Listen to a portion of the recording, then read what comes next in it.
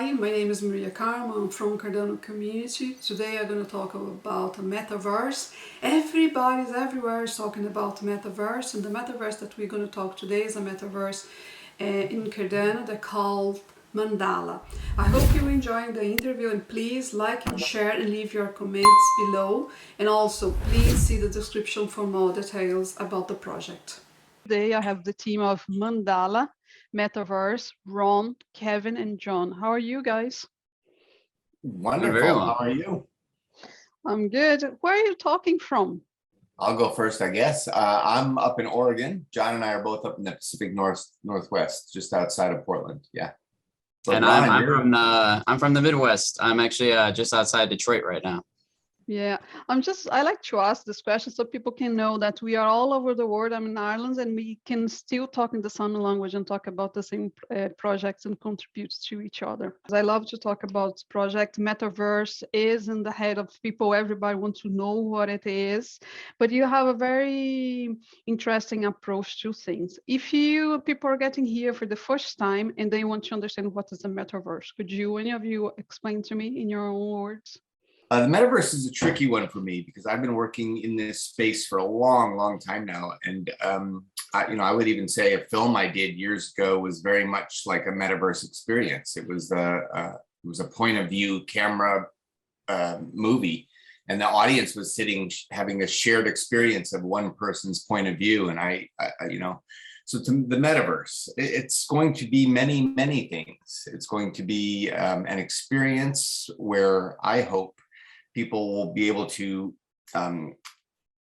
cross over into multiple experiences. In other words, right now you go in and you play a game. Wouldn't that be cool if at some point you could choose to cross over and go into another part of another game? Or I also believe it's going to go over television. There's going to be a TV show that corresponds with the thing you're doing. And there's going to be this is what we're doing. Mandala's doing this. We're going to have a TV show, a comic book, a graphic novel, a big MMO game, and a mobile aspect to it as well, a gaming piece that's on your mobile phone that's more AR based. So now suddenly you're immersed in the story. I believe in story dwelling, and that's what I think the metaverse is going to be. It's about being immersed in the story. Immersed in the story. There was something that one of you said in another interview that say, stake your claims to be who you want to be. Can you explain a little bit more about it? Because I think it really belongs to what metaverse is, where we want to be anything we want. It's almost like here in blockchain, doesn't matter who you are, where you come from. Yeah, I'll speak to that.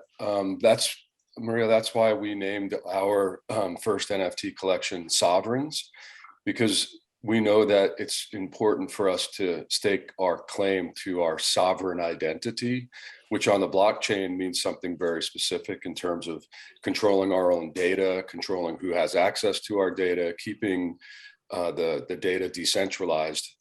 And then from Mandala's point of view, we're inviting people into their imagining themselves, their mythical nature. So who they want to become, who the hero of their own life that they can be, heroine of their own life that they can be. So there's that innate nature that we have that has ultimate potential. How do we realize that? And so for us, that's through an interactive story that mounts on top of the self-sovereign identity technology of the blockchain and invites people to realize their potential. Sometimes I struggle to understand the metaverse from the point of view as a business. And could you explain to me, I'm coming into the metaverse and I want to use it as somehow a business model. What could I do? What is the many options or opportunity that I could find in this universe that you are creating here?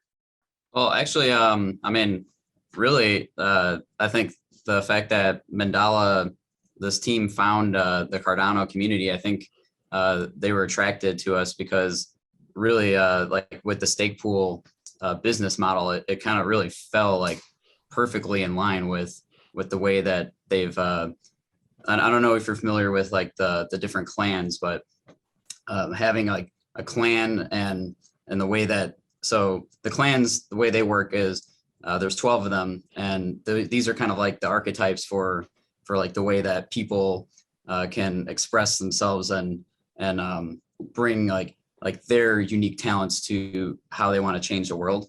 And so, like, with like stake pool operators, we have our missions for our pools, and these like are perfectly aligned with like how you can take your pool mission and align that with a clan and build up a delegation base based on that. So that business model kind of felt perfectly in line with this. I'll add a few things. When I'm old, as you can see, and I was around for the beginning, a lot of this stuff on the internet when things came to fruition, and I had a big project then.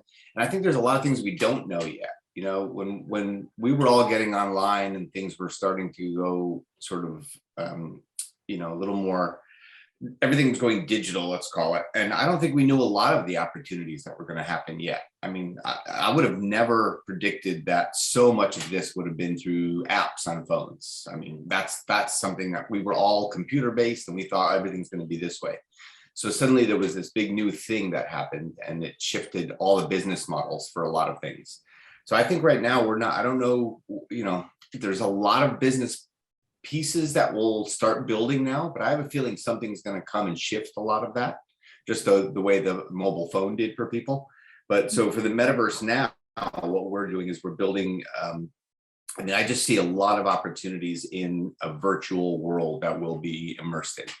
So virtual, and I don't want to recreate our world in that world. I think we have the opportunity now to build it completely differently than we did before. But there's going to be opportunities for, selling things, making things, creating things. And for me as an artist, I think the metaverse business opportunities are there. I think now all of us can be able to be creating things and hopefully selling, those things in this space. And right now we don't do that, right? We're a participant in other people's stories, let's say Marvel or these other worlds. And sure, we can buy stuff, but there's not a lot of opportunity for us to make and create and do things within their universes. And I think that's a big, huge shift that we're seeing. And how that plays out, I'm not 100% sure, but I do know that's an economy that will scale very well within this new metaverse world that we're creating. Can you talk a little bit more about the ethos of your project, for example, decentralization, cross-chain, and there is something very curious that you talk about, distributed prosperity to people.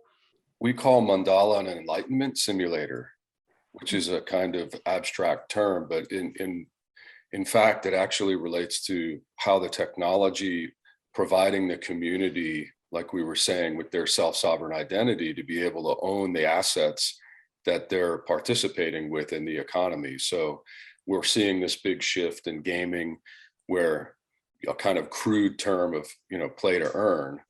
But the way we're seeing it is people are participating in an economy that they can thrive in because they're owning what they're purchasing. And then that economy is now untethering itself from the fiat currency system and creating a barter exchange, a full economy between the clans who have specialties in different areas of life and the people in those clans and the talents that they're bringing to the community. There's a natural bartering, exchanging, selling, goods and services. So from there, we're also seeing the ethos of sovereignty and collaboration extending between the chains.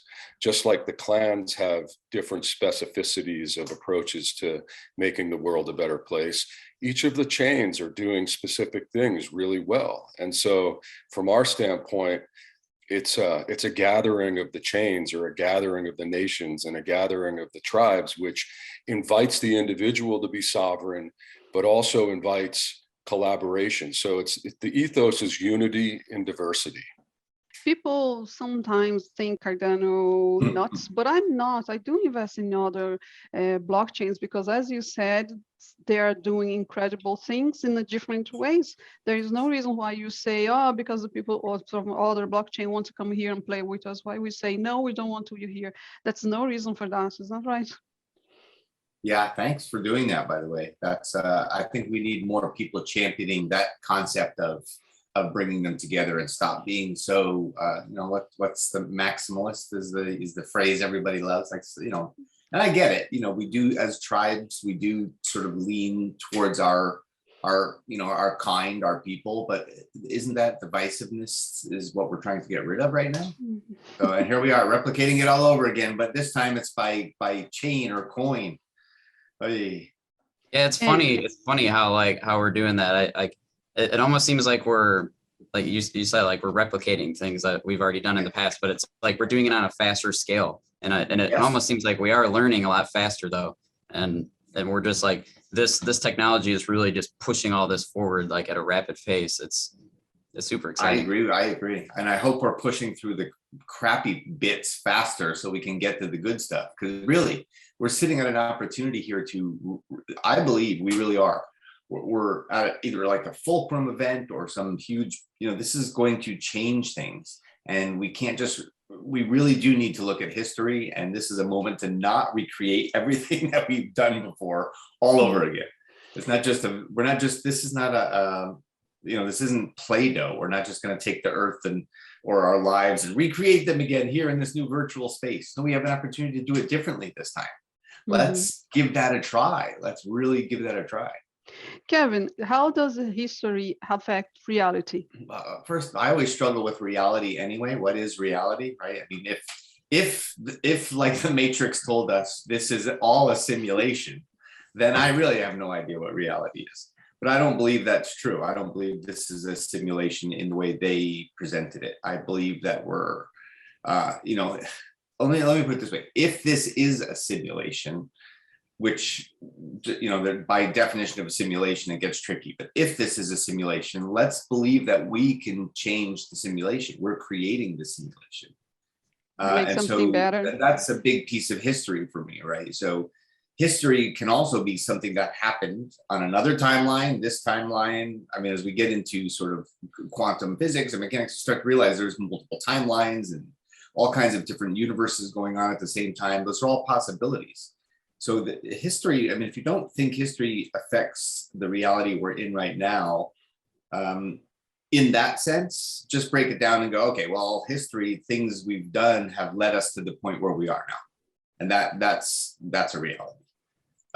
How we can now change the direction of where we're going, that's what I'm saying, that's kind of up to us, but it's up to us as a group, not individually. And we're watching it now. Look at the way the world's unfolding around us constantly. And it's just insane how external things affect our lives when I don't know if that's the case really. Again, what is reality? I don't know how crazy we can get on your show or how crazy you want to get about reality and what's real, but how metaphysical can we talk here? No, I think we can anyway. Here we are free to talk anything we want to talk. We are free minds. Don't worry about it. It's all about people. It is about connecting. It's about to tell the people the truth we believe in, and then we all connect. Yeah. Some will, some won't, and we are fine with it. We are all doing our own bits. Is what I believe in. Is why I try to keep the conversation more human than possible, than close to code, because I think the people that will believe in your project will be all human beings. The people that believe in your project will like to know who are the human beings behind it, and why you are building what you're building. Otherwise, nothing that we are doing here make any sense. No, we're building this, and that's the beauty of this project. And when I met John, and the more we've gotten involved in trying to get this to happen, I mean, we will not stop. We really are trying to make this happen. And it's because I think it's going to help people in a lot of ways. I think if I could tell a story that could alter, humanity towards good, that's all I want to work on now. I've worked on a lot of projects, and if I can help create a storytelling device where you participate, you're the hero to help change the future of both this world, your own life, the lives of others.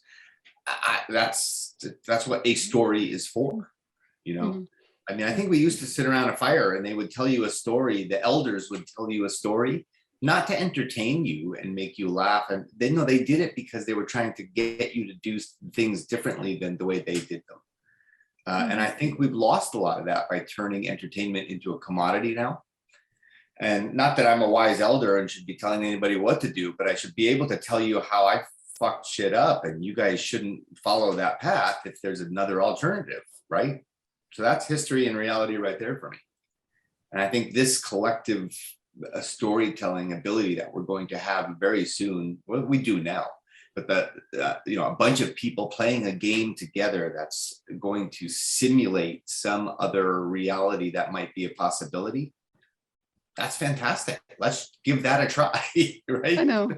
The conversation just blows my mind because, you can come over here, have your ethos, invest in NFT, and suddenly you're inside an economy and you can build an entire life, entire business, an entire new universe, Yep. like that. And to me, history is definitely like the stories that we tell ourselves, and like the stories that get left out. I mean, there's a lot of knowledge and wisdom that come from like events past and what's happened, and some of those things aren't taught anymore. And along with that, I mean, there's indirectly there's history that affects us that is more like energetic. Like, so there's events that happen that almost have like karmic energy that we have to pass through. And I see like us humans right now is like we're like the product of everything that came before us. So, I mean, why is it that we're resonating and like attracted to certain things? I mean, there has to be like some like trail or path that led up to that, right? So that's kind of what history is to me. And with the blockchain now, I mean, we can really take these stories and it will become history. It won't become like, oh, the victor gets to change what history was. So now like we can take like the spiritual masters and like their teachings and make sure that like these things are actually like widespread knowledge like for everybody. And then we can take stories that like are really good learning points that we need to teach others and make sure that they have that. You talk a lot about consciousness, and I think consciousness being evolved. We are at the point where the technology, the code, the blockchain met with the part human of us. We as human beings, we are the living part of it, and they are putting it together in the metaverse, and everybody can do whatever they want to be. But listen, you have on your website 24,000 NFTs. Will be any more? How is the sales going? I will link in the description below the link for the sales of the NFT. Tell me more about the, let's say, technical aspects of the project. No, Ron, you go ahead. Okay. So I know that right now there's 3,300 that have been sold, and we have 24,000 total. So hurry up and get them before they all sell out right now. Get them. And the reason, like you said earlier, sorry to butt in, but this is the beginning of getting your sovereign identity in the metaverse, right? And that will change over time as the metaverse grows and builds. But we're looking at these as an opportunity to do just that. Get your sovereign identity for a digital world that's going to be, just around the corner for most of us. If most of you are already in it, for sure. And get your sovereign identity. Let's start to claim your sovereignty now, and you can pick up on that, Ron. Sorry, go ahead. So yeah, this first set is like PFP, and I'll speak to it some, and then I'll let Johnny speak to it more, because I didn't actually develop these, but I think they're amazing, because like the way that they're incorporating like all these different cultures and mythologies, and it's a way that we can like get excited about identifying ourselves, and just like you said, like the sovereign identity part is actually a big piece. We are actually working with some DID solution stuff, so that's later, that's more technical. But so these NFTs, the holders that have these now, there's actually quite a bit of utility. So it's going to give in-game access when like the full like MMO comes out. And then also we have a staking clan app that's coming out soon, and you'll be able to stake those for Mandala token rewards. And those Mandala token rewards are actually like the in-game currency that we're going to be using for buying like skins and items and trading and whatnot. So, and they've already had access to digital comics, because a lot of this started with the graphic novel on Dark Horse. So they've already had, by having these PFP DIDs, we keep getting new acronyms all the time. Now DIDs is taking over. So as people, they already got airdropped a digital version of the original comic on Dark Horse. So, and there might be more coming. We don't know, and there might be more coming on other new NFTs in the future. So, but we're here to talk about those right now. So yeah, and just as regards the aesthetics, we chose to, well, some of the representations of them are the clans, so they're animal heads of the different clans, and the different clans, to be more specific, for instance, what Ron was saying before about each of the pathways being about affecting change and consciousness. Turtle Clan represents sustainability, and Spider Clan represents technology, and Lion Clan represents art. So like that, those archetypes are embodied within these animal-headed humans, and also humans that have traits from all around the world. So essentially what we were depicting with these is primal consciousness starting to manifest itself into the metaverse. So if we were to kind of archive or document our humanity's consciousness being born into this liminal digital dimension, what form would it take artistically? And we thought, well, thinking to primitive art, and as humans in our past started to express themselves, even though talking about history and our backstory, there's a whole unveiled ancient history that we go into in the narrative that I'll bracket for now. But when it comes to the aesthetic, we really wanted to depict primordial consciousness incarnating into the metaverse and starting to differentiate itself. So, and in this tribal way, in this clan way, right? And then in this multicultural way. And then from the next collection that we're doing will be hand drawn. So it's going to start to get more articulated and a little bit more refined. And then from there, we're going to go all the way eventually for players in the game to have an avatar articulated in the Unreal Engine at super high res and super individuated as to who they want to become in their life, as opposed to Batman or Superman or any of these other avatars. So it's we get to be the avatar in the metaverse that we ultimately want to be in the metaverse, that is the world and the game board that we're on in everyday life. Ron, it's so funny that you said that just a minute ago about speeding up history, and here that's what we're going to be doing with these, with your, I don't know even know what to call them anymore, because that's what we're calling them now, profiles, right? But how quickly we went from that sort of very 8, 13, 16, whatever we did, 64-bit to going to the Unreal Engine. That's going to be compacted in such a short amount of time. That's really kind of interesting right there. It is, yeah. What happens when we speed up history and we all end up in the metaverse? Uh-oh, what's going to happen? I know. Look, Well, that's why we're calling this Enlightenment Simulator, because we're... Exactly. so the other part of the conversation that I'm very curious is the connection with Singularity. We know that Singularity is a huge competitor for Google and other algorithms. What is the connection with this technology? Yeah. So we met Ben Gertzel at the Wyoming Stampede and talked to him about our intention to build an enlightenment simulator that used what we call NPC AI, which is characters in the game that are historical figures and luminaries from all around the world throughout time, like Nikola Tesla, or you can put in your favorite influence in historical influence.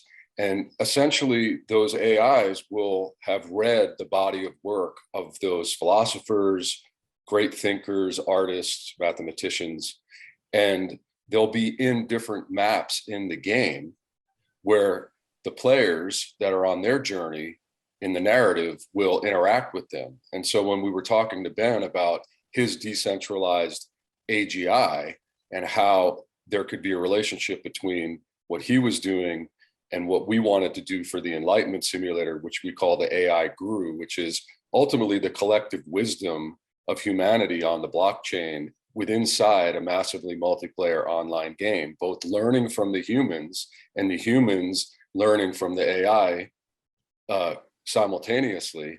We decided with Ben he suggested that we collaborate on building a metaverse infrastructure company together, so that his project with Hanson Robotics and Sophiaverse and the metaverse that they're doing, which is a really mind-blowing narrative, which he shared with us, so that we could build Mandala and Sophiaverse from the ground up together using SingularityNET's AI technology. It is mind-blowing. I'm so happy that you come here to the show and bring all this news, because like, guys, when great minds get together, we do amazing things, don't we? Yes, 100%. absolutely. And that's what I'm saying. I was going to say this earlier, which you brought it up, and that is that you're now talking about this on your show.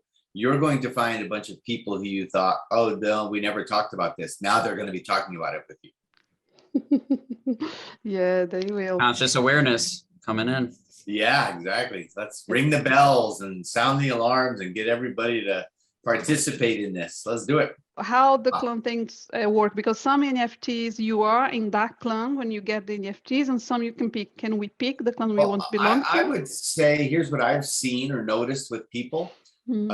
You think you could do one of two things. You can go buy an NFT and see what happens, right? And it's like Christmas, or you open your present and oh, look what I got, right? And some people I've seen have been surprised by what they got, and then sort of went, oh, that is the clan that that's cool. I think I like that clan. But then there are other people who absolutely did their homework, did their research, looked at the clans, looked at the sort of what they represent and how they feel. And some people are just like Zodiac almost. No, I am absolutely Leo. I am a lion. I'm Lion Clan. So there's multiple ways in, right? And then if you go ahead and get an NFT and you're Lion Clan or Leo or whatever, and you get a turtle, go to the secondary market or see if somebody within our community will swap and trade. I think I've already witnessed a couple people do that, trade with each other of different ones they wanted. Yeah. But then you'll open up a turtle. Let's say I'm Turtle Clan because I really do believe in that changing the world, from the earth up. And I got a turtle that I wished I'd got a turtle with some other things, maybe different attributes and stuff, because it doesn't represent me completely. But then I also started to notice, it actually kind of does. So a weird relationship starts to happen with your NFTs. Anyway, sorry, Ron, go ahead.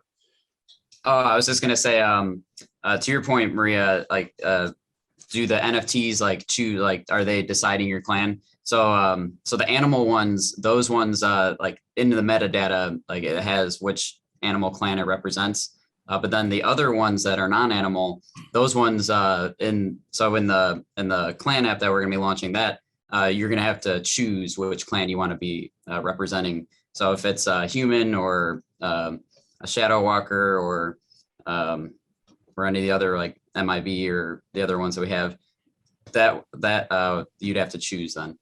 I love that you just said non-animal as it just flew out of your mouth, like non-animal, like that's what non-animal. And so the other thing too, I'm waiting for that brave soul to have a wind horse NFT and go, no, I'm Lion Clan anyway. I mean, that's what this is all about, right? Like we're people, we're individuals. Do what you want, man. I know. And when you're gonna be the first big piece of your work, when I actually will be able to use my NFT? So the clan app is coming out, depending on certain developments that we're working through right now. It's either going to be next month or the following month. So within the next couple month time frame, and that's going to be allowing you to delegate to a clan pool, and then so you'd earn your normal ADA rewards, and then Mandala token rewards, and then the NFT you're gonna be able to stake those to also earn additional rewards. Also create a new economy behind everything we do. So guys, I Yeah. have no more questions for you. I would love and say thank you for taking the time to come here and talk to me and talk to my public. What's amazing. And thank you so much for everything you do in this community. That's the other part of this for me is we forget, right? The community is all of us. And it's the people who support everybody. It's the people who you're providing information to people. This is such a huge, awesome place to be right now. And we're sitting in the metaverse. That's why my answer at the beginning was useless, because we're sitting in the metaverse right now. You're in Ireland, we're in the Pacific Northwest, Ron's in another place, and we're talking about crazy things in a community. Everything we're doing right now wouldn't exist without the community of the thing we're doing.